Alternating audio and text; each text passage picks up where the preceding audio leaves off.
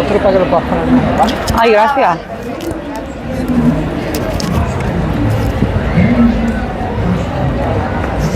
Esa que yo puedo hacer. Sí, mira. Sí, ahí va. Yo he puesto ese, pero... Pues, No, ya me va gracias. bien.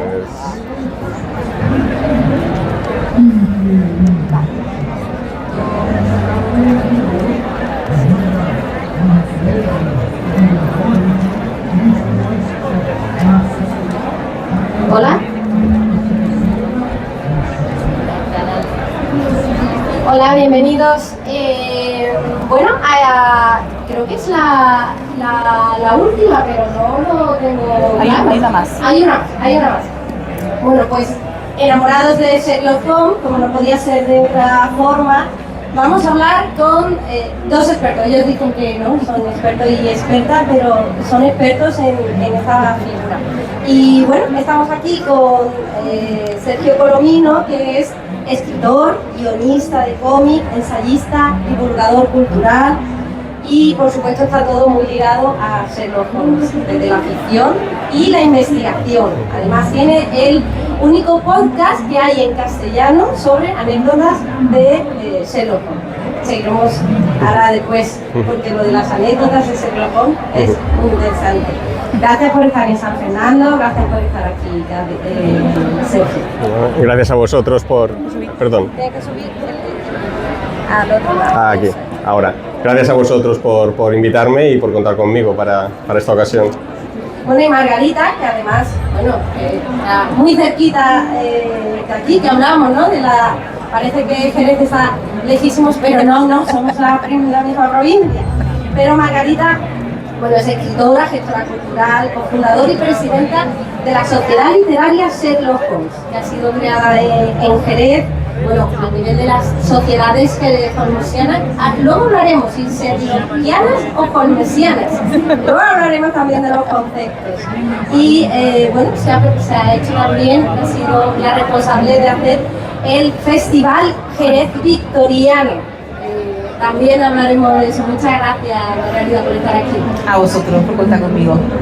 Bueno, la primera pregunta es algo que quizás todo el mundo lo pueda pensar y quiero que habléis también entre vosotros si no estáis de acuerdo o queréis sumar a lo que dice uno, a lo que dice otra. Pero, ¿por qué Sherlock Holmes sigue siendo vigente? Yo creo que todo el mundo lo ha intentado entender en esta feria del libro dedicada a Sherlock Holmes, pero ¿por qué Sherlock Holmes sigue estando no vigente? Es que sigue estando de moda desde que siglos después y con sociedades que también intentaremos hablar de ello, sociedades que parecen tan diferentes como la victoriana, la actual, aunque no tanto. ¿Por qué? Bueno, yo siempre digo que si yo lo supiera, pues crearía el nuevo Sherlock Holmes, ¿no? ¿Cuál es el motivo? Un poco es una confluencia de factores. Yo siempre digo que Sherlock Holmes es el último personaje clásico y el primer personaje moderno, ¿vale? Entonces, los personajes clásicos pues serían, no sé, Don Quijote o Hamlet. Personajes modernos pues podrían ser Batman o el Zorro. Y Holmes está justo en medio. Luego confluyen varias cosas, por ejemplo, el referente de los misterios de Edgar Allan Poe, que Doyle los toma claramente. Luego también las referencias a personajes reales, como el tema de Vidocq, por ejemplo, ¿no? Con esta especie de criminal que colaboraba con la policía, pero que usaba mucho también el disfraz. Se aprovecha también, entre comillas, Holmes de la ilustración, ¿no? Las ilustraciones de Sidney Paget, que lo que hacen es crear una imagen, que eso es muy importante. Aquí tenemos la imagen de Sherlock Holmes y todo el mundo reconoce esta silueta, no hace falta que les digas de quién se trata. Y otro tema también que aprovecha el personaje es que coincide casi con la irrupción del cine, que el cine lo que hace es popularizar todavía más la figura. Todo esto se mezcla, todo esto confluye y todo esto hace pues que a día de hoy, en el año 2026, pues estemos aquí hablando de un personaje del siglo XIX. Sí, bueno, estoy de acuerdo con lo que dice Sergio. Además también se ha interpretado tantas veces, porque se ha interpretado en teatro, cine, televisión, y se ha adaptado también en lo que son los pastiches, bueno, sabe muchísimo del tema gráfico, por ejemplo, también. O sea, hay tanto, es todo un universo alrededor de él, que eso hace que se mantenga siempre de moda. Yo siempre digo que cada generación tiene su propio Sherlock. Cuando te pones a preguntarle cuál es tu Sherlock favorito a cualquier persona, depende de la edad que tenga, te puede decir uno u otro, ¿no? Porque es el que vivió a lo mejor en su juventud o el que más ha visto a lo mejor en cine o televisión, ¿no? O el primero que conoció. Pero siempre cada uno tiene uno, como el que acaba de surgir, por ejemplo, ahora mismo, ¿no? Que ha surgido Young Sherlock, ahora la nueva serie de Amazon Prime, pues eso va a ayudar a que personas muy jóvenes que a lo mejor no conocen el personaje lo conozcan, ¿no? Entonces, por eso digo lo de que cada generación tiene el suyo propio y eso hace que se mantenga siempre de moda. Con lo que ha dicho del último personaje clásico, el primero moderno, por supuesto, además es un icono cultural porque incluso independientemente de las ilustraciones de Sidney Paget que conocemos, los que somos más fan del personaje, te voy a poner el ejemplo de mi madre, ¿no? Mi madre no tiene ni idea, era el hombre de la pipa y ya por fin sabéis cómo se llama. O sea, ella no tiene ningún tipo de cultura holmesiana, pero si ve el hombre de la pipa, la silueta va a saber quién es ya directamente, aunque no le ponga una cara, ¿no? Aunque no diga este actor es tal, sino simplemente ya por lo que es su iconografía lo reconoce, ¿no? Entonces eso lo hace ser pues el gran personaje literario que es. Sherlock es cierto que es como el último del mundo antiguo, el primero del mundo moderno, porque estamos hablando de una época, la victoriana, que pasa de la fuerza bruta al racionalismo. Los victorianas hacían apología de todo muy racional, una parte del luto absoluto, ¿no?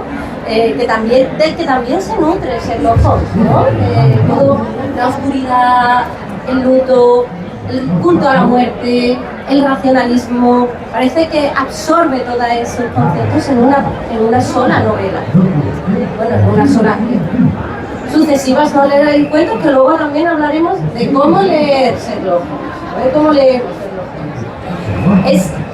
Es increíble cómo retrata todos esos Sherlock Holmes en un único personaje.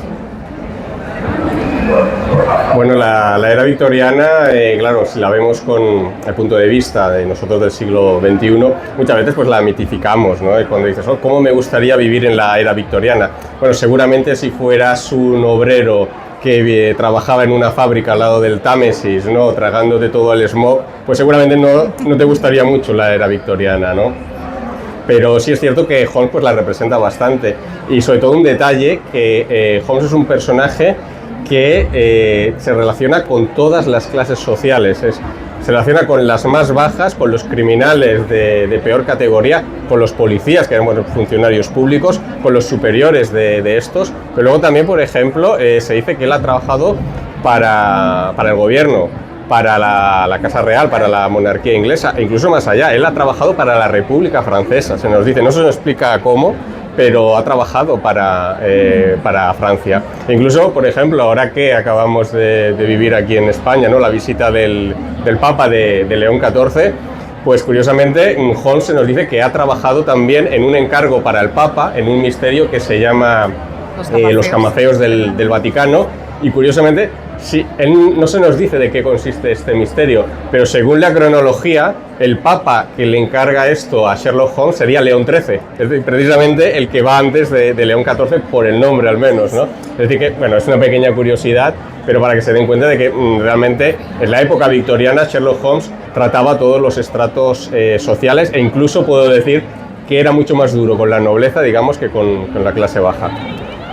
Sí, de hecho, cuando no cobra, por ejemplo, por sus servicios, algunos sí que aceptan algún regalo, algunos le dicen, no, pues me paguen los gastos es suficiente, ¿no? Se puede ver cómo tiene, o sea, no voy a decir preferencias, ¿no? Pero sí es verdad que como ayuda realmente, ¿no? A quien no se puede permitir tal vez, ¿no? Y no le cobra los honorarios, ¿no? Y demás, ¿no? Entonces sí que es cierto que ahí el autor, Arthur Conan Doyle, pues sí, no sé, quiso hacer un personaje con el que todo el mundo no vamos a decir que se sintiera representado porque es muy complejo, pero sí que cayese bien, vamos a decir, ¿no? a todas las clases que había. Hay que pensar también en la época que era, la época victoriana, donde muy poca gente sabía leer y escribir. Este tipo de publicaciones salen en la Strand y a lo mejor lo lee uno en la barbería y ahí hay 10 personas escuchando la historia, ¿no? Y además por fascículo, o sea que creaba una expectación, ¿no? de qué pasa en el siguiente número y tal, ¿no?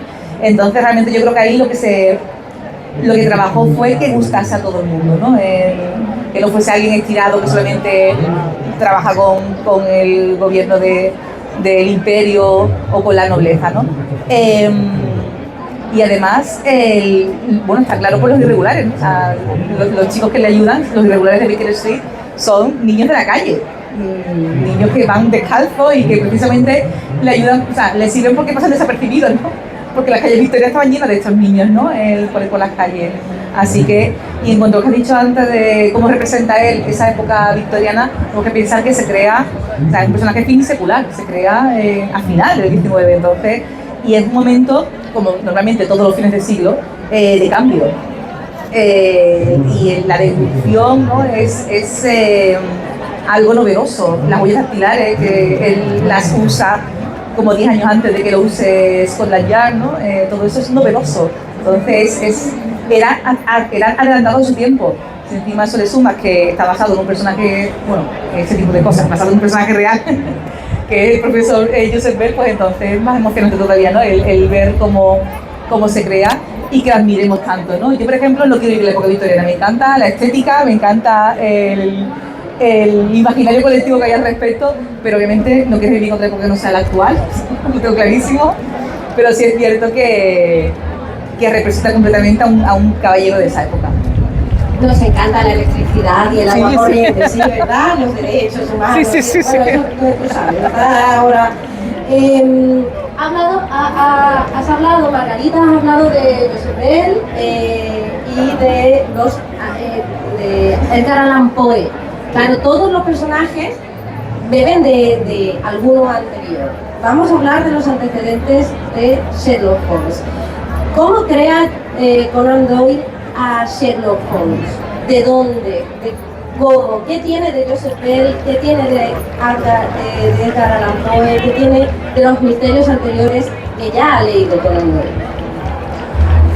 Bueno, de Joseph Bell lo que toma es el arte de la deducción, ¿no? Pues Joseph Bell era un profesor de la Universidad de Edimburgo, que fue profesor de Arthur Conan Doyle. Hay incluso una serie que habla de esto, ¿no? Que nos sitúa pues, a Doyle investigando casos junto a Bell, y que tenía pues esta costumbre de que le gustaba sorprender a sus estudiantes.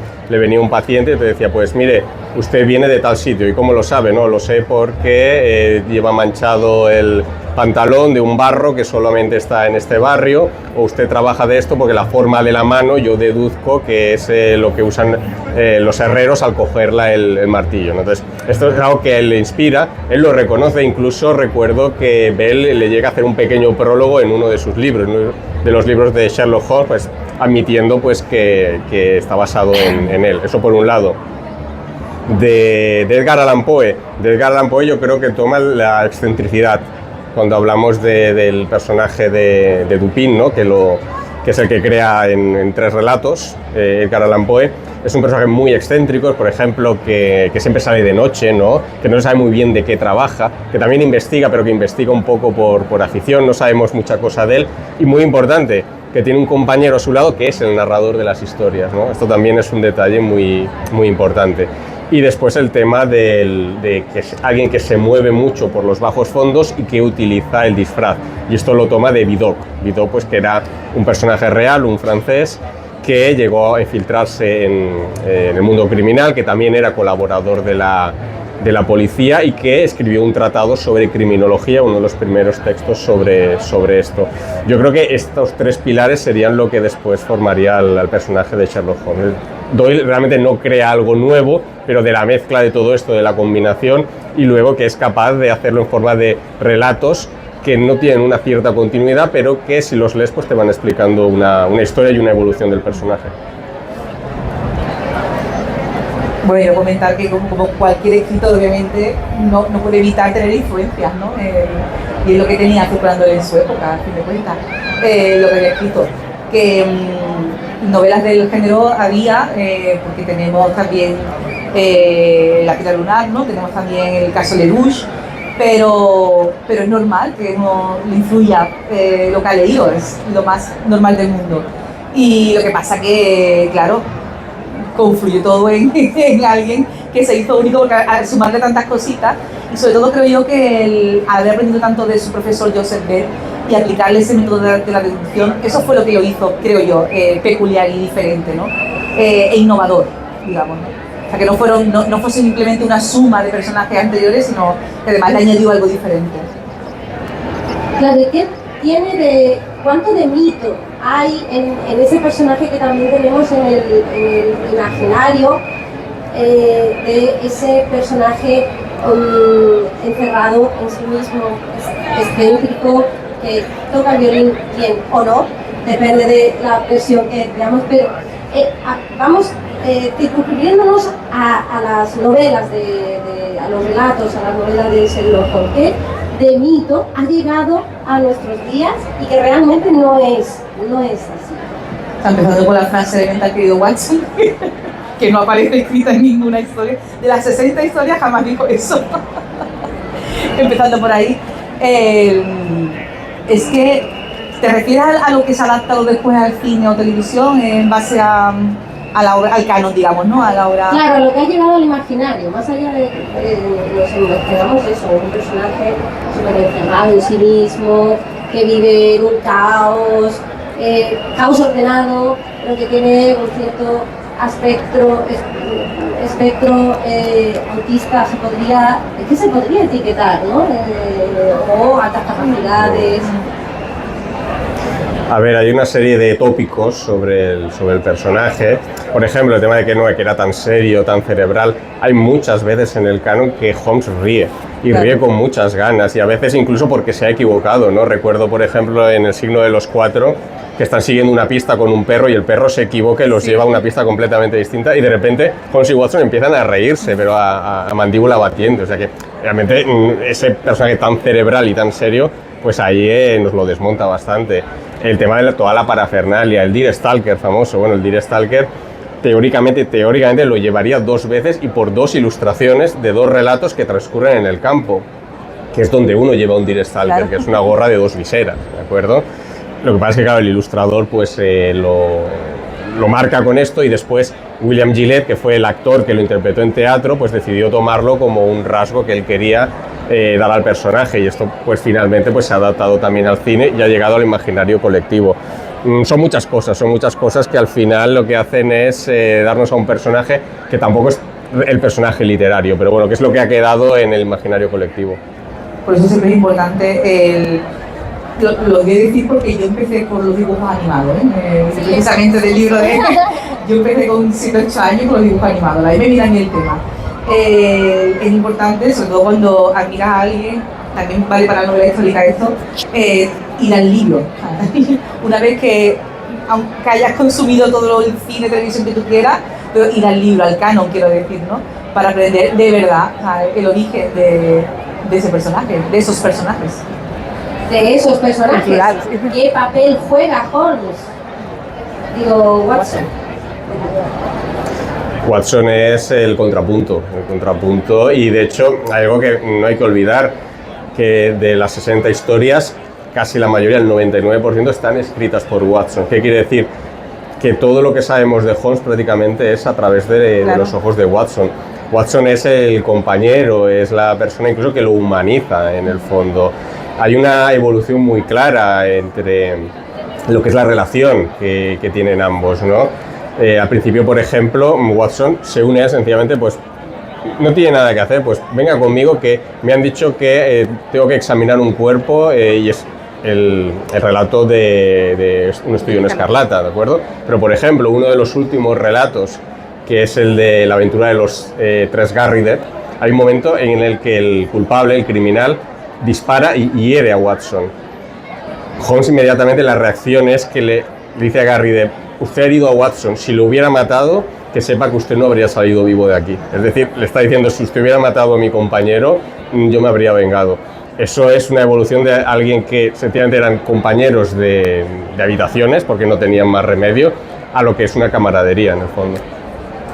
Pero además es su cronista, como ha dicho él, que nosotros realmente creo que son 2 los relatos que se han escrito por Sherlock, 2 nada más, ¿no? Pero no recuerdo. Sí, hay uno que está narrado por Sherlock y luego 2 que es un narrador anónimo. Sí. Entonces, claro, tenemos la visión de su compañero, que como siempre, como cualquier escritor va a aportar, bueno, cualquier persona que te cuente algo de alguien, te está contando lo que él ha vivido, lo que él ha vivido, o cómo lo ha vivido, ¿no? Realmente. Entonces, realmente lo conocemos al 100%. Muchas cosas de las que pensaría Sherlock realmente, ¿no? Porque nos ha llegado a través de otra persona. Pero sí es cierto que para lo casi, digamos, antisocial que parece al principio, ¿no? Al final, bueno, a lo mejor simplemente selectivo, ¿no? Claro, y como de la convivencia, ¿no? Pues finalmente, además Watson tiene una evolución un poco rara porque se casa con Mary, luego parece otras cosas, si no me equivoco, ¿no? Más adelante... No, eso es un problema cronológico, es un problema cronológico porque efectivamente él se casa y la mujer desaparece en el sentido de que deja de hablar de ella. Sí. Pero hay relatos en los cuales sí está y según la cronología parece ser que habría hasta 2 esposas más de Watson. Pero bueno, esto ya es de tema de estudioso. La única esposa que él cita sería Mary Morstan. Sí. Pero además, exacto, desaparece y él sigue en el 229 con los casos, no al principio, pero luego sí que sigue ahí, entonces realmente es un poco raro, ¿no? Pero bueno, también hay que pensar, como he dicho antes, que está escrito por fascículos y que hay cositas. O sea, si nos ponemos a leerlo totalmente crítico de hoy, hay cositas que se van un poco, ¿no? De la cronología, en cantidades, los años, o sea, que creo que Arthur Conan Doyle lo corrige cuando va a publicar ya no en las revistas, sino en lo que es un libro, ¿no? Digamos, tiene que corregir ciertas cosas porque cuando te lo lees de corrido te das cuenta que había errores, ¿no? Digamos, ¿no? Pero bueno, es literatura del 19, del 20, entonces era así, era por fascículo y la gente lo que quería era el caso, o sea, él no entraba en detalle. Nosotros ahora nos somos muy pesados y queremos ya mucho detalle, claro, queremos saber hasta lo último, pero claro, hay que pensar en cuándo se escribió realmente y cómo, sobre todo, ¿no? Y cómo se publicó en origen. Claro, pero estamos hablando del siglo XIX, que la inteligencia, la búsqueda de la verdad son valores universales, el raciocinio ante la brutalidad. Pero siempre hay una némesis en todos estos valores. Batman tiene el Joker, o el Pingüino, o a 1.000 millones más que tiene Batman, poniendo como ejemplo a Batman, ¿no? Pero siempre hay una némesis, pero sin embargo Sherlock Holmes no lo necesita, Conan Doyle no lo necesita en su generalidad, pero al final cae. Bueno, el rey de los detectives pues tenía que caer con el rey de los criminales y es aquí cuando Doyle crea al Napoleón del crimen, ¿no? A este profesor Moriarty, que es muy curioso, ¿no? La creación, porque por ejemplo se dice que es profesor de matemáticas, parece ser, esto es una leyenda, pero bueno, se dice que es que Doyle no le gustaban las matemáticas, que las aborrecía, entonces dijo pues que la Némesis sea profesor de matemáticas. Bueno, esto no está claro, ¿no? Pero que bueno, que podría ser. Y sí, lo que hace es arrojarlo pues contra él en el sentido de, bueno, esto tenía que haber sido el último caso de Holmes, que bueno, luego podemos hablar de esto, y entonces es como ponerle el fin a la carrera, voy a acabar con el rey de los criminales. Y, por ejemplo, es muy curiosa la escena en el problema final, cuando los dos se ven cara a cara, como ambos se tienen un grandísimo respeto, porque se reconocen como un rival a su altura, ¿no? Me hace pensar, por ejemplo, en otro de los rivales que tiene Holmes, de sus adversarios, que sería Charles Augustus Milverton, que este señor es un chantajista, es un señor que se dedica a comprar a los criados que han estado sirviendo en una casa cartas, y entonces lo que hace es usarlas para descubrir secretos y a partir de aquí pues chantajear y ganar dinero. Y cuando habla Holmes de él, dice que es una persona que es repugnante, o sea, le repugna completamente que alguien pueda llegar a caer tan bajo. Pero con Moriarty no le pasa, con Moriarty lo trata con mucho respeto porque él, aunque es un criminal, él descubre su genialidad, ¿de acuerdo? Con lo cual son dos personas pues que tienen un enfrentamiento, pero un enfrentamiento donde hay un cierto honor. y ha llegado al punto de que Moriarty, no nos olvidemos, solamente aparece en un relato. Se le cita un par de veces más, pero solamente aparece en el problema final, ¿no? Incluso aquí hay una teoría que es bastante interesante, que se nos dice que en realidad Moriarty lo único que sabemos es lo que Holmes nos dice de él, claro, porque Watson apenas llega a verlo o a vislumbrarlo en algún momento, ¿no? Hay una teoría que dice que en realidad Moriarty no existe, que es una creación de Holmes, ¿no? Que es bastante interesante, ¿no? Pero bueno, bromas aparte, es cierto que siempre se la ha considerado la némesis por excelencia, a un personaje que solamente aparece en una historia de 60. Sí, además, como apunte, el caso de Chas Augustus Milverton está basado en un hecho real. No me acuerdo del apellido, pero también se llama Chas Augustus algo, que era un caso real de un chantajista. Hay que pensar en la personalidad de la sociedad británica de la época, del imperio, ¿no? La honestidad, la honradez, ¿no? Ese tipo de cosas. Entonces, claro, un chantajista es como lo más bajo. Entonces, de hecho, es uno de los... Y yo recuerdo ese mismo de memoria, creo que solamente en este caso y en la abadía, en la granja, depende de la traducción, la granja Abbey o la... bueno, también pasa en el Carbunco Azul. Holmes permite que a uno le deja en libertad, al otro venga, te doy unos cuantos días, no te voy a entregar a la policía, ¿no? Y el Augustus Milverton le permite a la señora que había chantajeado que se vengue, ella. O sea, que él dice, mira, vosotros mismos de lo que lo despreciaba, ¿no? Eso es muy raro porque él es un hombre justo, pero en estas tres ocasiones, por tres razones diferentes, él no entrega a la policía, digamos, al criminal o el caso, o no cuenta lo que ha pasado realmente, ¿no? En cuanto al tema, luego el tema de Moriarty que ha dicho Sergio, solamente se menciona una vez, es que luego las adaptaciones han creado personajes muy relevantes de donde realmente no lo había en el canon. O sea, Moriarty, por ejemplo, que ya en cualquier serie que tú te veas va a salir Moriarty muchísimo. De hecho, bueno, en la Sherlock de la BBC, ese Andrew Stark, que es fabuloso. En Elementary, que me gusta mucho que Irene Adler sea Moriarty, o sea, me encanta. Irene Adler es otro personaje que tampoco sale, solamente está en Escándalo en Bohemia, o sea, no aparece más. Y la señora Hudson, que aparece en todas las películas, en todo, aparece 11 veces en el canon solamente. De las 60 historias, 11 veces se la menciona. Entonces, luego lo que son las adaptaciones, como tú dices, del tema Moriarty, les ha hecho más grandes de lo que realmente eran en el canon, ¿no? Sherlock Holmes, hemos hablado del personaje, pero ¿qué hay de la narrativa? Porque también lo que crea la narrativa de Conan Doyle es el relato que ha bebido de otros, pero realmente establece un poco la narrativa detectivesca. Un caso irresoluble, muchas pistas,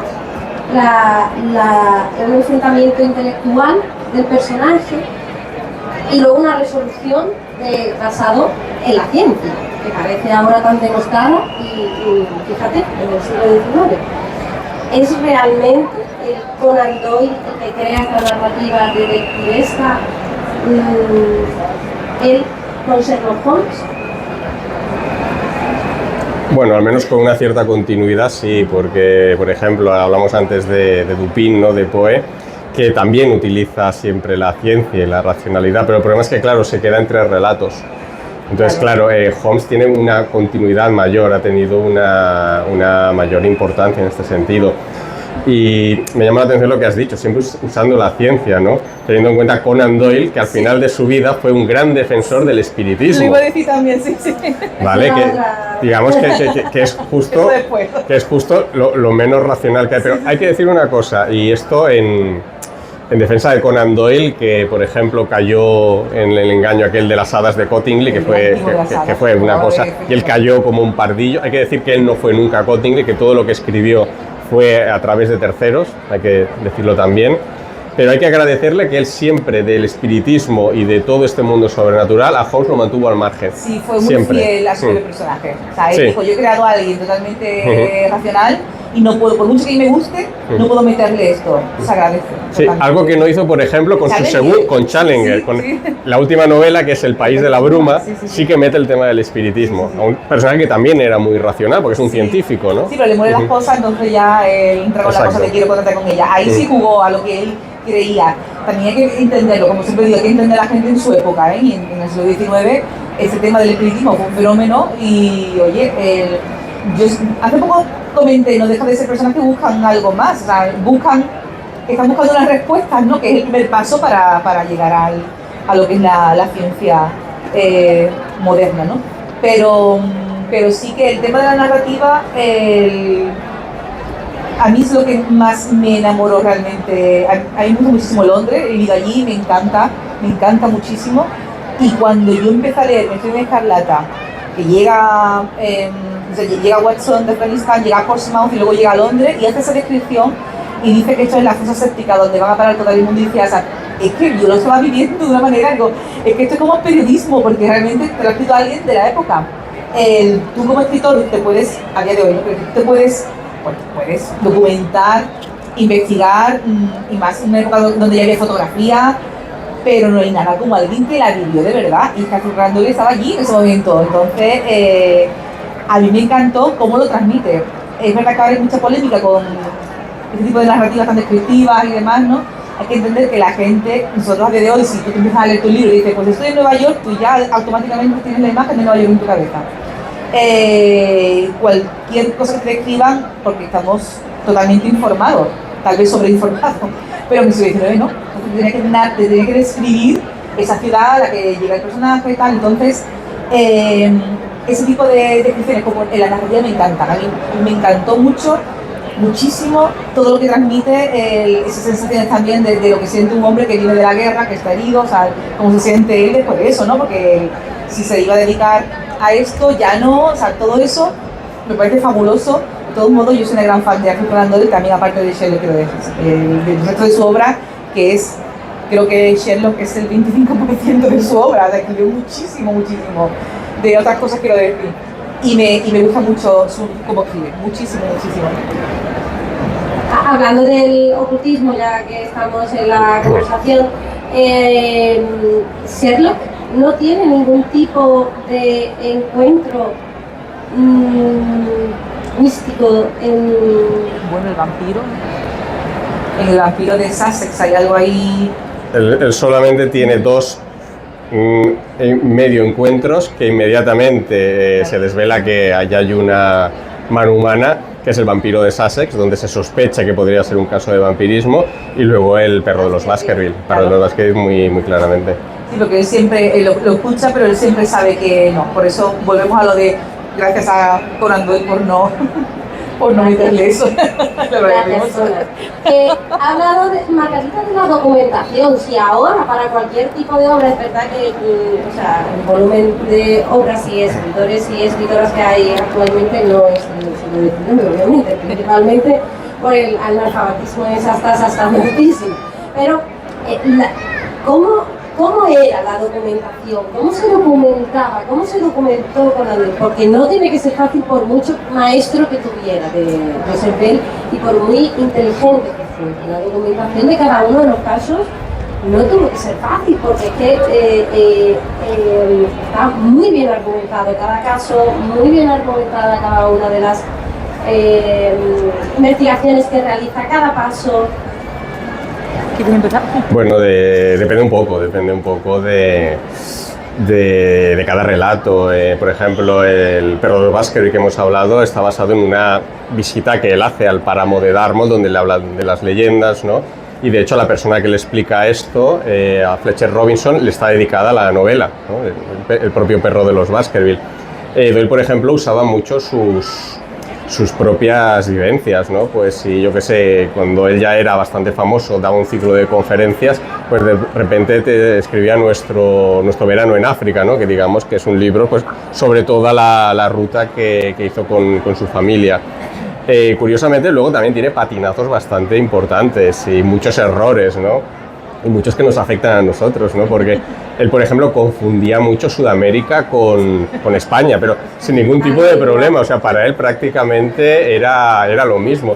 Y usaba mucho el tema de los tópicos, por ejemplo, cuando hablaba de las mujeres, digamos, latinas, ¿no? Decía, no, es que las mujeres así de origen latino, pues es gente así con muchas pasiones, que no usan el raciocinio, no son como las inglesas, ¿no? Que las inglesas son mucho más calmadas, como diciendo que eran bastante más viscerales, ¿no? O sea, que se dejaba llevar un poco por los tópicos. Por eso digo, sí, que por un lado hay una cierta documentación, pero luego también pegaban bastantes errores.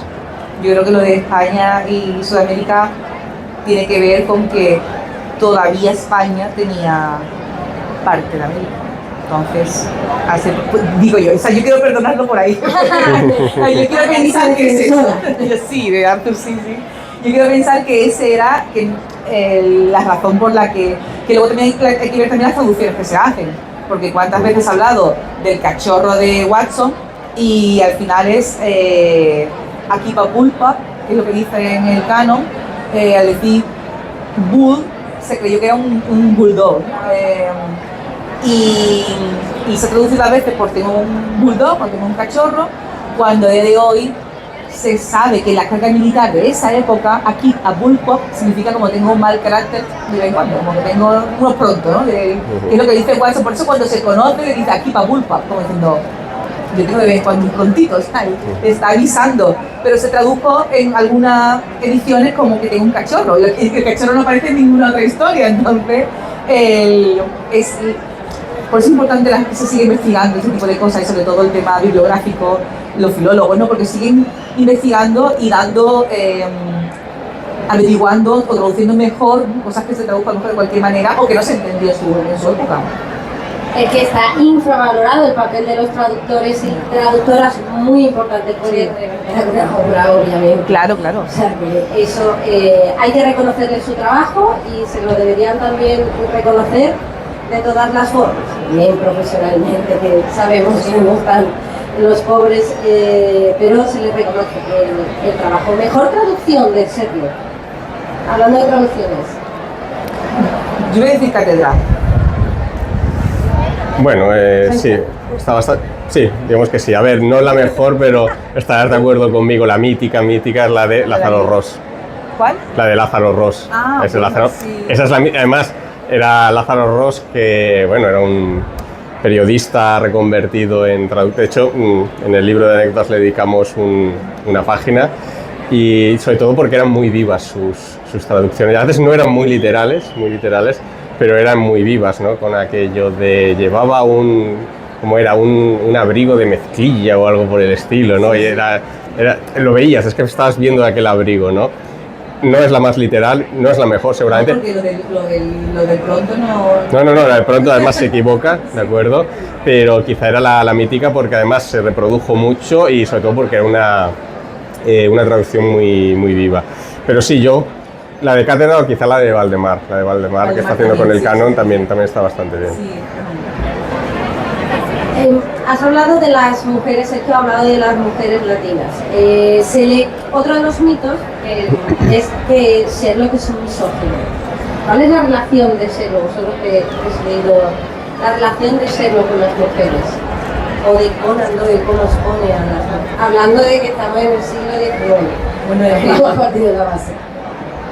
como es una persona que en el primer capítulo, o sea, en la primera historia que hizo en Escarlata, te dice ya que ni siquiera conoce el sistema solar, porque no le sirve para nada.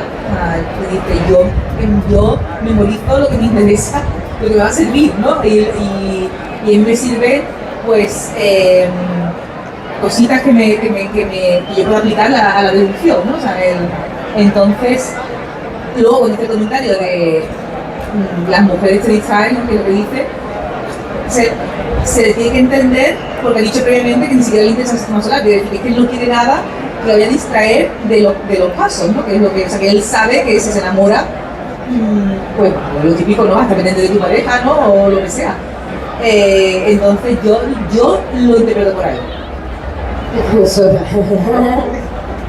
Y es que veo todo así sobre la mesa y entonces ya tomo una decisión. Yo más que una misoginia lo que vería, quizá él establece una barrera, porque creo que él se da cuenta de que el hombre, por ejemplo, es bastante más simple. Es mucho más fácil deducir al hombre que deducir a la mujer, porque dice, no, es que la mujer pues puede que ese día lleve un sombrero, pero puede haber 1000 motivos para que lleve ese sombrero. El hombre si lleva el sombrero es porque hace sol, sencillamente, ¿no? ¿De acuerdo? Entonces esta es la gran diferencia, que la mujer es bastante más difícil de descifrar, ¿no? Luego cuando se dice si él quería a las mujeres o no, hay realmente, creo que es en El pie del diablo, cuando él le dice a Watson, dice, yo nunca he amado, se lo dice literalmente, pero no le dice, no he amado ni a hombre ni a mujer, ojo, O sea, yo no he amado, sencillamente, pero él no hace ningún tipo de distinción, no dice, no he amado ninguna mujer, porque además es un caso que tiene que ver con una mujer, una venganza por una mujer, ¿de acuerdo? Pero él con esta frase yo creo que lo deja claro, el tema, no es que no le interesa el tema del sentimiento directamente. Fuera sentimientos. ¿Holmesianas o Sherlockianas? ¿Qué concepto? ¿Por qué? ¿Y por qué cada uno? Yo creo, bueno, es que en inglés es Sherlockian, pero aquí en español siempre me ha sonado, siempre he dicho holmesiano, porque es verdad que en inglés es Sherlockian, o sea, será Sherlockian, pero en español yo siempre uso holmesiano. No sé si viene por ahí. Yo, después de investigar, también en el libro de anécdotas le dedicamos una a este tema, a esta discusión.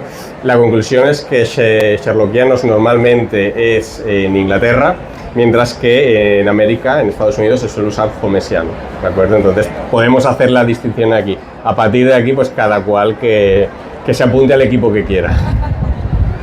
Bueno, teniendo en cuenta que Sherlock Holmes era británico, pues vamos Sherlock Holmes también, una de las definiciones es el hombre inglés, British si te vas a la vestimenta de Sherlock. O sea, es tanto vosotros que habéis estado, que habéis investigado, que habéis vivido en Londres, es tanto esa identidad británica de Sherlock como lo vemos. En la vestimenta y en sombreros, o sea, en todo lo que es el atuendo, Y en él. sí, y en su manera de ser, sí, porque es esa, que a veces diríamos estirado, pero realmente lo que es esa personalidad, ese comportamiento, por ejemplo, en El ciclista solitario, él pasa del caso ese y le dice ella, si tuviera, no, perdona, ¿es el ciclista o es Violet Hunt en Las hayas cobriza, no? Cuando le dice, si tuviera, no tengo ningún hermano ni padre, exacto, es Las hayas cobriza, al que pueda pedirle ayuda. Entonces eso a él le toca, porque se siente que una dama inglesa, ¿no? Pues le está pidiendo ayuda, entonces él como caballero inglés, pues de hecho también en el círculo rojo es Watson el que le dice, pues hay una especie de trama, ¿no? Le dice a la mujer, o sea, usted, una dama inglesa, eso cómo puede, es decir, usted se ha prestado a esto siendo una dama inglesa. Entonces realmente yo creo que sí que son el prototipo realmente de la rectitud, la palabra que no me salía, ¿no? Esa rectitud y cómo debe ser un británico de ese momento. Bueno, sí, es uno de los tópicos, ¿no? El tema del gentleman, y me hace pensar en un contemporáneo de Sherlock Holmes y de Conan Doyle como fue Jack el Destripador, ¿no? Que de hecho la policía, una de las teorías que manejaba es que no podía ser un inglés, porque un inglés jamás sería capaz de cometer esos crímenes, ¿no? Sí. Entonces ellos mismos tienen esta mentalidad. Sí. Bueno, yo siempre los ingleses pienso, ¿cómo es posible el mismo país que nos ha dado cosas como Sherlock Holmes o Doctor Who, por ejemplo, y que luego tienen los hooligans en los partidos de fútbol, ¿no? Que no tienen absolutamente nada que ver una cosa con la otra, pero bueno, tendrán esta doble vertiente. Pero sí, el gentleman inglés, pues al final es un tópico. La obra de Conan Doyle se ha hecho universal, que por eso estamos aquí donde estamos, obviamente. También, cuando hablamos, por ejemplo, con gente del flamenco, de cualquier otra área de identidad, le preguntamos, ¿puristas o no? El flamenco, hay gente que reniega de aquello que quiere avanzar o desarrolla, mezcla, ¿no? La diversidad de ese género del flamenco. En Sherlock Holmes, cada vez es cierto, hay más fandom, hay más pastiches, adaptaciones. ¿Qué queda de Sherlock en ellos? ¿Qué vienen a sumar? A mí me parece, o sea, obviamente lo que más me gusta es el canon. Y me deleito con la serie de Jeremy Brett porque me parece que es el sacado del libro. Pero yo disfruto todas las adaptaciones, tanto en libro como en televisivo o cine. Me gusta que se represente. O sea, a mí, yo leo mucho por redes la gente que se cabrea, por ejemplo, con Guy Ritchie porque hace un Sherlock muy gamberro, ¿no? Lo hizo con las 2 películas y lo ha hecho ahora con las miniseries. Que además ha hecho que Moriarty y Sherlock se conozcan desde jóvenes, tal. A mí me parece bien. Todo lo que sea representarlo, o sea, que vuelva él, me encanta. Y como dije antes, eso hace que cada generación tenga su propio Sherlock. Por esa razón, el año que viene va a cumplir 140 años y aquí estamos celebrando esta feria del libro. O sea, que decir, yo creo que es importante que se siga. Obviamente sí, hay unas bases. Yo creo que nadie se va a meter a escribir un pastiche o adaptarlo sin las 4 cosas básicas, creo yo. Quiero pensar, ¿no?, que dentro de 100 años, cuando ya no puedo verlo, se siga haciendo así. Pero, porque a fin de cuentas lo que lo hace peculiar. No tiene ningún sentido, ¿no?, el modificarlo completamente. Pero a mí yo sí lo disfruto, desde luego. Yo estoy de acuerdo en pastiches nuevos y adaptaciones nuevas. Lo mismo, lo cierto es que, bueno, se habla por ejemplo de Jeremy Brett, que es el más fiel, bueno, pero Jeremy Brett, por ejemplo, el telefilm de El vampiro de Sussex, cambia la historia. Sí. En La piedra de Mazarino el protagonista es Mycroft y no es Sherlock. Incluso siendo tan fiel también hay cambios. Sí. Uno de los mejores Holmes que hay, que es Basil Rathbone, se enfrenta a los nazis. Sí. Esto no aparece en el canon. Una de las grandes... Antes hablabas de que en la serie de Guy Ritchie que se conocen Moriarty y Sherlock de jóvenes. Una de las mejores películas es El secreto de la pirámide, sí. Que se conocen Watson y Holmes en el colegio, ¿no? Sí. Yo todo esto me acuerdo de una frase que decía un autor que habían adaptado una novela suya a no sé si una película o una serie, entonces le vino a ver un amigo y le dice: ostras, acabo de ver la película, han destrozado tu libro. Y entonces él dijo: ¿cómo que lo han destrozado? Está aquí en la estantería. Claro. Es una forma de decir, lo pueden adaptar, te puede gustar más o menos, pero el libro siempre estará allí para volver a él. También hay que respetar que el cine, televisión, es un arte en sí mismo y que es verdad que cuando tú eres fan de un libro quieres, y lo van a adaptar, quieres verlo, ¿no? Tal cual, porque lo vas a disfrutar, es como verlo en vivo, ¿no? Digamos. Pero yo sí creo que está bien también que se adapte, que cuando digo se adapte me refiero a que se cambie un poco según el director, si lo ve bien o no, porque es su obra, a fin de cuentas, y no está mal. Pasa con El guerrero número 13, que está basado en el libro de Voladores de Hombres, no es exactamente así, pero bueno, pero es que es una adaptación, entonces es como el nuevo Cumbres Borrascosas, que lo que tiene en común es el nombre, sí. El nombre de la película y el nombre de los personajes. Pero bueno, es una adaptación, o sea que para eso lo que dice él, por eso tienes el libro, o sea, él sabe, y yo no lo veo mal. Siendo consciente de ello, sabiendo como El Conde de Montecristo, ese no sé si es una miniserie, son 2 capítulos, ¿no?, que hizo Gerard Depardieu, el final no es como el libro. Nada que ver, o sea, pero nada que ver con el libro. Pero bueno, es una adaptación, o sea, para eso te lees el libro y te vas a llevar una grata sorpresa diciendo: mira, termina de otra manera. Lean libros. Exacto. Moraleja. Una moraleja. El canon del que estamos hablando, a lo mejor no lo saben ustedes, es lo que escribió Conan Doyle de Sherlock Holmes. Vale, yo he usado la ciencia, ¿vale? La ciencia, pero tecnológica, es del siglo XXI, de 2026, y he ido a la IA, está tan denostada, pero que sirve en algunas ocasiones, y le he dicho cómo leer el canon de Conan Doyle. Os lo voy a leer y vosotros me decís sí, no, está mal, tira la IA, ¿vale? Es de no pago, o sea que puede ser que la... Yo hice un vídeo en TikTok contándolo. Bueno, pues véanlo también, ¿ven? Las redes sociales son buenas, claro. No hay que demostrarlas, hay cosas buenas. Su orden dice: la forma ideal de leer el canon es por su orden cronológico de publicación original. Esto permite apreciar cómo evolucionan los personajes y evitar spoilers, que también lo hay. Canon consta de 4 novelas y 56 relatos cortos. Primero, la novela Estudio Escarlata, El signo de los cuatro, Las aventuras de Sherlock Holmes, los 12 relatos, La memoria de Sherlock Holmes, recopilación de relatos, El sabueso de Baskerville, novela, El regreso de Sherlock Holmes, relatos, El valle del terror, novela, La última reverencia, recopilación de relatos, y El archivo de Sherlock Holmes, última recopilación de relatos cortos. ¿Aceptamos? ¿Ahí? Yo me lo leí así. Yo me lo leí exactamente así. No me parece mal. Lo único que aquí hay un riesgo y es el tema de, por ejemplo, empezar con un estudio en Escarlata.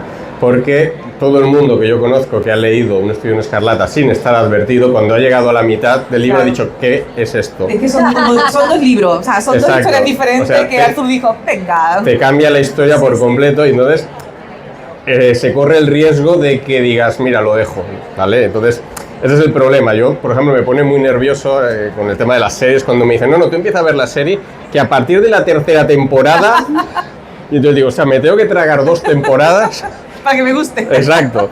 Y entonces se corre ese riesgo que tú leas un estudio en Escarlata, llegues a la mitad y dices, mira, esto no es lo mío y lo dejes. A mí personalmente me gustan más los relatos que las novelas. Creo que está más conseguido el personaje, los relatos. De los relatos los mejores son las aventuras y las memorias. Casi diría que a mí me gustan más las memorias que las aventuras, ¿de acuerdo? Y yo siempre digo, si yo tuviera que recomendarle a una persona un relato, solo un relato, diciendo esto es Sherlock Holmes, le recomendaría el relato de Estrella de Plata o Silver Blaze, que trata de la desaparición de un caballo. Porque yo creo que es un relato que lo tiene absolutamente todo. Te plantean el problema, todo apunta a una solución, que es un culpable, Sherlock Holmes investiga, Sherlock Holmes es capaz de resolver el caso y aparte tienes las frases míticas, ¿no? Que esto queda muy bien. En concreto, una frase mítica de Holmes, que es esta de el curioso incidente del perro a medianoche, que incluso ha dado título a una novela, ¿de acuerdo? Que él la dice en este relato, ¿no? Cuando él destaca en el caso el curioso incidente del perro a medianoche. El policía le dice, ¿qué curioso incidente? El perro no ladró. Y entonces le dice Holmes, ese es el curioso incidente, claro, que entre un ladrón y el perro no ladre. ¿De acuerdo? Esta frase creo que es para enmarcar directamente y está en este relato que, repito, yo creo que lo engloba todo lo que... Si yo tuviera que decirle a alguien quién es Sherlock Holmes, diría, léete este relato, porque aquí lo tienes absolutamente todo. Hablando de recomendaciones, recomendación 1. Voy a decir 3 cosas. Mi novela, de las 4 novelas, mi favorita es El signo de los cuatro, porque es una aventura total. Además, yo le tengo algo al río Támesis, no sé el qué, pero algo le tengo, y ahí está la persecución en barco y me encanta. De hecho, cada vez que voy intento hacer crucerito típico por el Támesis, que va lentamente. En verano no. A ver, soy de Jerez, o sea, vosotros que sois de la costa lo veis, pero una de Jerez, vivo al lado del río Guadalete, no me va a afectar el Támesis. Pero me encanta, entonces me gusta mucho el signo de los cuatro porque aparece por todo el tema de India, ¿no? Me gusta muchísimo, eso como novela. Luego como relato, admiro mucho La Liga de los Pelirrojos por la originalidad, porque todos son muy originales porque todos son completamente diferentes. Admiro esa creatividad, esa inventiva de Arthur Conan Doyle, de dónde se sacaba, o sea, que no se parece ninguno a nada. Y La Liga de los Pelirrojos me hace mucha gracia. Me hace gracia lo tonto que es y cómo consiguen, ¿no? Engañar al tipo en cuestión. Pero como jerezana, tengo que decir que el aristócrata soltero es muy especial a nuestra sociedad porque Sherlock averigua, o sea, el misterio por el precio de una copa de vino de Jerez.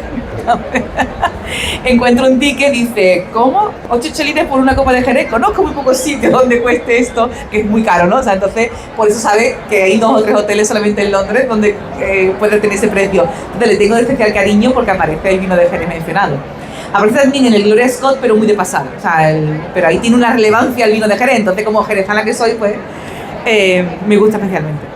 Bueno, tengo que añadir que dice, consejo para el lector, la IA, ya que Estudio Escarlata dice, si prefieres ir directo a lo más aclamado, sugieren otros, tal, porque Estudio Escarlata dedica mucho tiempo a una subtrama de flashback que a algunos lectores primerizos les puede resultar un poco pesado. O sea que, claro, acierta más o menos.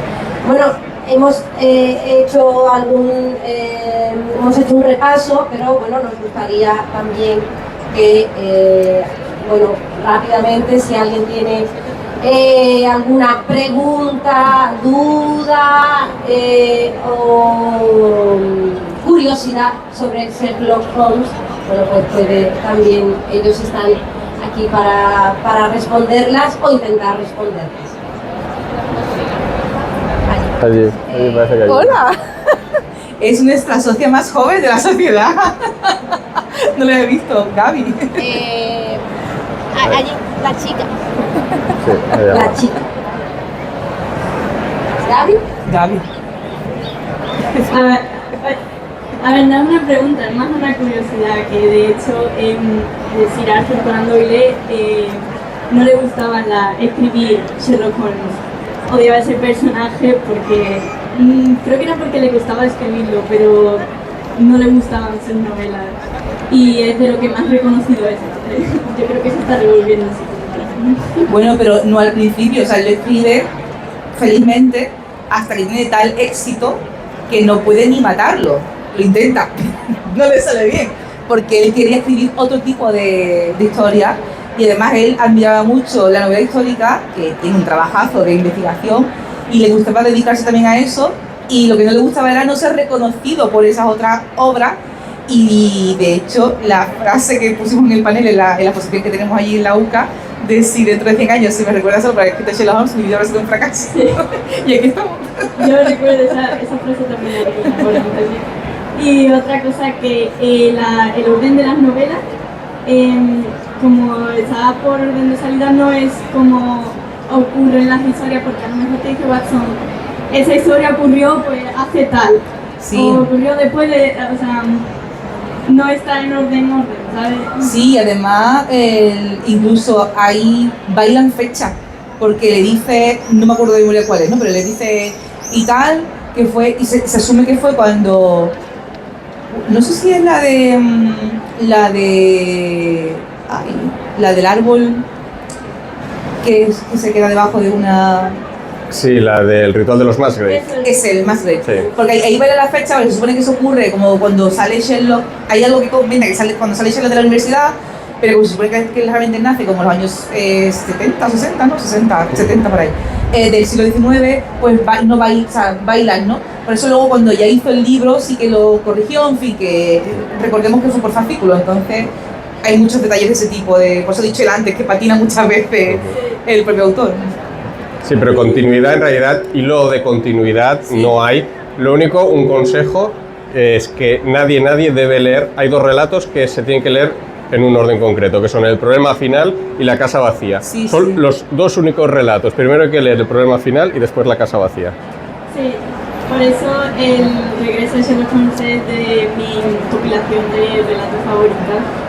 Por La casa vacía, de hecho es el primer relato que me leí de Sherlock Holmes. Nunca, yo estaba muy confundida. Claro. Decía, ¿cómo que está? ¿Cómo? ¿Qué está pasando aquí? ¿Qué está pasando? Hagamos spoilers. ¿Quién es Moriarty? Claro, pero no estaba entendiendo nada.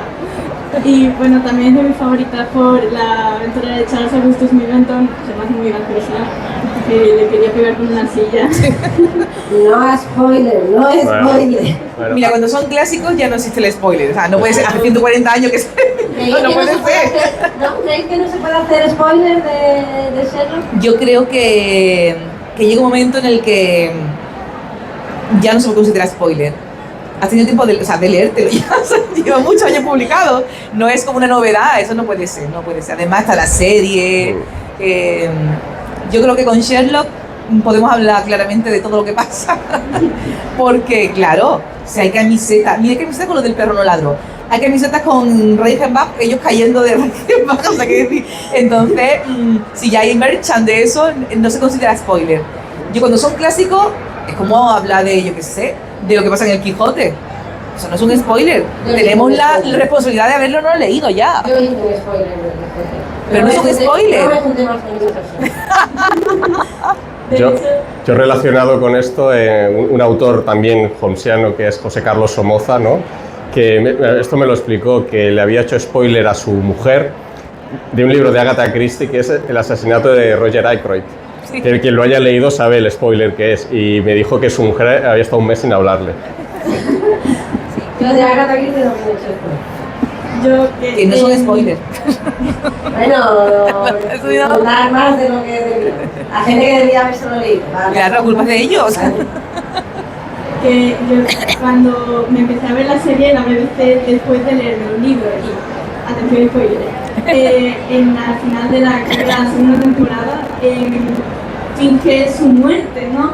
Pero no parecía que la había fingido, parecía que había muerto de verdad. Entonces todo el mundo en internet estaba como destrozado en ese momento y yo que me había leído los libros sabía que no era verdad. Claro. Por eso hay que leerse los libros antes de ver Claro. la película. Después de dudar más, ¿sabes? Pero... No me afectó la cita. Bueno, ¿Qué te pareció el vídeo que subí del hospital de San Bartolomé, te acuerdas? Que lo subí, que fui a ver el sitio donde cae. Ay, sí. Sí. Sí. bueno, dudas, más curiosidades. Ahí, Juanjo. Hola, buenas noches. Con motivo de que la feria de libros está dedicada a Sherlock Holmes, pues empecé a mirar la biblioteca de casa y digo, me voy a leer algo. Y tenía el estudio en el canal. Y bueno, pues, ha sido el que me he leído estos días. Después de habérmelo leído cuando tenía 14 años, he vuelto a leer. Y bueno, aparte de lo que habéis comentado, de que la segunda parte parece que no tiene nada que ver, ¿no? Pero hay una cosa que me ha sorprendido, la tengo subrayada en el libro, y es que hace, por esto tienen que estar llevando el país, gobernando los laboristas, porque hace una crítica diciendo que los conservadores critican al gobierno porque están persiguiendo a los inmigrantes. Y los problemas que tiene el país y demás, los conservadores se lo echan a los laboristas por culpa de los inmigrantes y demás, que son, no es que hable mucho, que son como 3 párrafos. Y a mí me ha sorprendido que después de 140 años todavía estamos tocando el mismo tema, que en esta semana o la semana pasada que ha habido todo ese conflicto todavía. Bueno, pues ya el autor era consciente de que aquello podía ser un problema. ¿Hay una tendencia política en la obra en general de este autor? Yo recuerdo concretamente en Sherlock que lo que sí menciona más de una vez a Conan Doyle es lo poco de acuerdo que está en que América no fuese británico ya. Por algún comentario que hace, es lo que percibo, políticamente hablando, quiero decir, ¿no? Más dice, porque un rey, no sé qué, claro, eso lo critica. De hecho, por eso creo que ubica en Utah, ¿no? Sí, en un estudio en Escarlata, en Salt Lake, sí, Utah. Yo percibo eso, políticamente hablando. Ya de tema de partidos y demás más concreto de allí, no recuerdo yo, o no le eché mucho cuenta esa parte. Doyle se presenta 2 veces en política. Él se presenta, no recuerdo el nombre del partido, pero es un partido que al cabo de los años se acaba integrando en el Partido Conservador. O sea que Doyle, digamos, quizá tendía más al Partido Conservador. Él dice las 2 veces que es un alivio para él, que no haber salido elegido porque le da tiempo para escribir. Pero estoy muy de acuerdo que Doyle en muchas cosas es un precursor, es alguien que ve lo que está viniendo. Por ejemplo, él era uno de los primeros introductores del deporte. Es de los primeros que empieza a practicar deporte, pero deporte por afición, ¿no? Porque el deporte antes del siglo XIX, finales del XIX, no se practicaba, ¿de acuerdo? Y es muy curioso que él va un momento, en cierta ocasión, a ver un partido de fútbol y él se da cuenta de que todos los jugadores que hay en el campo no hay ninguno que sea de la localidad. Y entonces él dice, el deporte nunca debería ser profesional. ¿Por qué? Porque si el deporte es profesional, los clubs que tengan más dinero siempre podrán pagar para tener a los mejores jugadores. Y esto lo dice él a finales del siglo XIX. Es curioso cómo estamos hoy en día, efectivamente, los clubs que tienen más dinero se pueden pagar a los mejores jugadores. Era el miedo que tenía Doyle. Visionario, o que el ser humano lleva cayendo en la misma piedra También. 50.000 años. Eso también, que no aprendemos en muchas cosas. Creo que había una pregunta más y ya terminamos. Ambos dos van a estar por aquí, así que le voy a preguntar. No es una pregunta, es una reflexión y vamos rápido.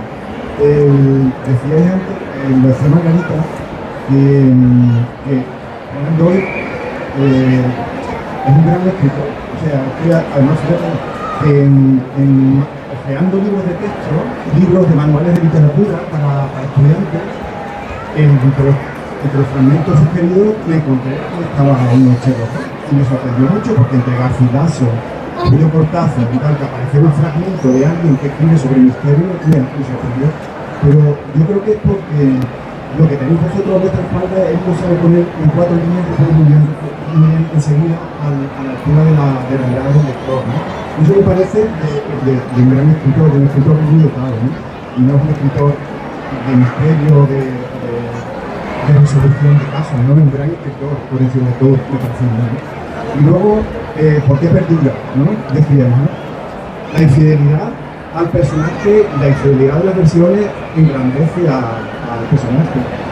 Y son tantas las infidelidades que se le han hecho, desde, no lo habéis nombrado, pero la vida privada de Sherlock Holmes, como Billy Wilder se le ocurre hacer una película sobre Sherlock Holmes. El mismo Garci se pega un tropezón gordo al hacer un homenaje a... Creo que soy la única fan de esa película, ¿eh? A mí me gusta. Me gusta. Digamos No, que- la vida privada me gusta, pero dice la de Garci, la de Madrid Lo Days, Macho de Madrid Madrid Days. Days. Sí, sí. Sí, bueno, no sé, Italia por lo menos. Pero creo que pasa aquí también, ¿no? Que la infidelidad de bien representa muy bien, y es lo que consigue la persona que no la fidelidad, la infidelidad es lo que Lo mantiene vivo. Bueno, pues ya terminamos y cualquier información que necesiten sobre Sherlock Holmes aquí en Jerez, que la Bahía y la Campiña no está tan lejos, es difícil ir. Yo llevo viniendo todos los días. Pero no está tan complicado, que parece que ir al campo de Gibraltar a Jerez es que vamos a hacer vacaciones. El campo está más lejos. Vale, sí. No pienses que estamos en Jerez está más lejos. Sociedad Literaria de Holmes y el podcast de Sergio Colomino, Datos, 3 veces datos, el podcast con anécdotas, es el único en castellano, por supuesto, aventajados en el idioma de nuestra majestad, por supuesto, lean el inglés, que es la versión original. Muchísimas gracias. Muchas gracias, Sergio. Gracias.